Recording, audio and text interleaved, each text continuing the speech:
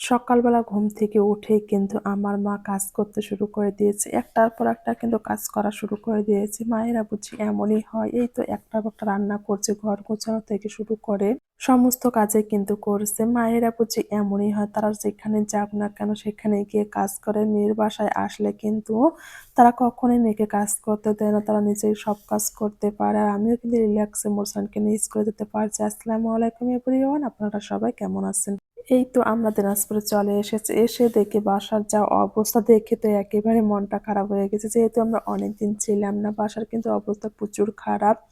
আর এদিকে মোরসালিন 7 আপ খাবে বলে অনেক জেদ করছিল। এদিকে ওর বাবা কিন্তু 7 আপ নিয়ে এসেছে। ওনার 7 আপ খেতে অনেক অনেক বেশি পছন্দ করে।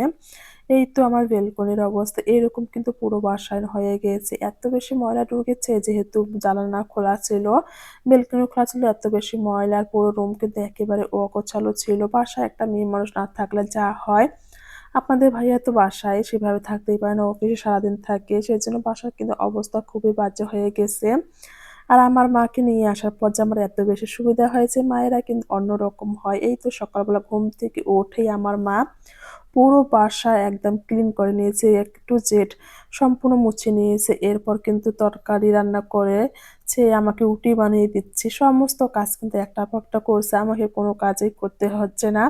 আসলে মায়েরা কিন্তু একমাত্র মেয়েদের দুঃখ বোঝে। মায়েরা কিন্তু কখনোই চায় না যে আমার সামনে আমার ছেলেমেয়েরা কাজ করুক। দেখুন একটার পর একটা কিন্তু কাজ করছে। আর আমি কিন্তু রিল্যাক্সে এদিকে মোরসালিনকে রেডি করে দিচ্ছি।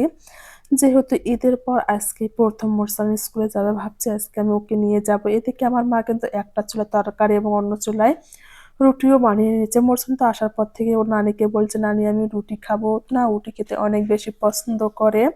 সেইজন্য ভাবছি মায়ের দ্বারা একটু রুটিও বানিয়ে নেই। মায়েরা বুঝি এমনই। আমার মা তো আসার পর একটুও রিল্যাক্সে থাকছে না। এটা সেটা করেই যাচ্ছে। এই তো আমরা উঠি এবং দুধ চা নাস্তা করলাম। এরপর কিন্তু আমাদের রান্না-বান্নাও করা হচ্ছে। কিছুটা রান্না হয়েছে, এখনো কিছুটা বাকি আছে। আর আমি তো অন্যদিকে মোরসানকে নিয়ে স্কুলে যাবো। মাকে দেখিয়ে দিয়ে গেলাম যে, "তুমি বাসায় থাকো, রান্না করো।" আমার মা না রান্না-বান্না সব করতে পারে। কিন্তু ওই যে গ্যাসের চুলা বন্ধ করতে, চালু করতে এটা কিন্তু অনেক বেশি ভয় পায়। এদিকেই আমরা বাসা থেকে যে কাঁচা কলাগুলো নিয়ে এসেছিলাম আমার আব্বুর গাছের, সেগুলো একটু সিদ্ধ করতে দিয়েছে। এগুলো ভর্তা করবে। এগুলো ভর্তা কিংবা মাছ দিয়ে যেটাই করুন না কেন খেতে কিন্তু দারুণ লাগে। যেহেতু এগুলো বাসার নিজের হাতে লাগানো কলা, এটা তো একটু টেস্ট একটু অন্যরকমই হবে। এদিকে আমার মা রান্না-বান্না করছে, অন্যদিকে কিন্তু আমি মোরসালিনকে নিয়ে স্কুলে যাচ্ছি। প্রায় এখন সকাল 8:30 বাজে। আপনাদের ভাইয়াও কি আমাদের সঙ্গে যাচ্ছে? আপনাদের ভাইয়া যেহেতু অফিসে যাবে, অন্যদিকে আমি মোরসালিনকে নিয়ে স্কুলে যাব। ১ম দিন ভাবছি আমি নিজে গিয়ে ওকে দিয়ে আসবো। এই তো আমরা চলে যাচ্ছি। আর আমার বাবাটা কিন্তু আজকে অনেক বেশি হ্যাপি হয়েছে। ও পরোটা খেয়ে যাচ্ছে। ওর নানি কিন্তু রান্না করে ওকে দিয়েছে। আর ওর নানি থাকাতেও কিন্তু অনেক অনেক বেশি খুশি হয়েছে। বাচ্চা-কাচ্চারা কিন্তু একাই কখনো থাকতে চায় না। নিজের আপনজনদের কাছে থাকতে অনেক অনেক বেশি পছন্দ করে। আর আমি বাসায় হুট করে আসার পর কিন্তু আমার একটু সর্দি জ্বরও ধরেছে। এত বেশি বাজে অবস্থা হয়েছে যে কি বলবো।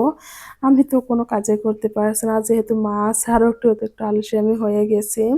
এই তো এখন আমরা স্কুলে যাচ্ছি। আর আপনাদের ভাইয়া কিন্তু ওর অফিসে চলে গেল। যেহেতু এখানেই অফিস এবং এখানে সাইট। মোরসালান স্কুলের কাছেই কিন্তু আমাদের সমস্ত কিছু। এদিকে আমরা তো স্কুলে চলে এসেছি। অ্যাসেম্বলিটা শুরু হয়ে গেছে। সবাই ভালো থাকবেন, সুস্থ থাকবেন। আল্লাহ হাফেজ।